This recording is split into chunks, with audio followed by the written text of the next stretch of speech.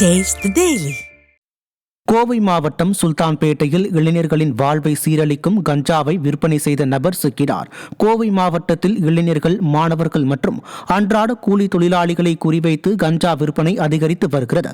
இந்நிலையில் சுல்தான்பேட்டை பகுதியில் கஞ்சா விற்பனையில் ஈடுபட்ட சுகந்த் என்ற இளைஞர் பிடிபட்ட நிலையில் அவரிடம் இருந்த 1 கிலோ 250 கிராம் எடை கொண்ட கஞ்சா பறிமுதல் செய்யப்பட்டது. ஸ்டாலினின் சீர்கெட்டு போன ஆட்சிக்கு தலைவிரித்து ஆடும் போதைப்பொருள் புழக்கமே சாட்சி என மக்கள் குற்றம் சாட்டுகின்றனர். காஞ்சிபுரம் மாவட்டம் தாமல் கிராமத்தில் கஞ்சா வைத்திருந்த 2 இளைஞர்கள் பிடிபட்டனர். தாமல் கிராமத்தில் வேலை செய்யும் விவசாய கூலிகளுக்கும் அந்த பகுதி இளைஞர்களுக்கும் கஞ்சா விற்ற ஆதித்யா, யுவராஜ் ஆகியோர் ஏரிக்கரையில் மறைந்திருந்த போது பிடிபட்டனர். இவர்களிடமிருந்து 3 கிலோ கஞ்சா கைப்பற்றப்பட்டது. ஸ்டாலின் மாடல் ஆட்சியில் கஞ்சா உள்ளிட்ட போதைப் பொருட்கள் பிடிபடாத நாளே இல்லை என்ற நிலை ஏற்பட்டிருப்பது பலரையும் அச்சத்தில் ஆழ்த்தியுள்ளது.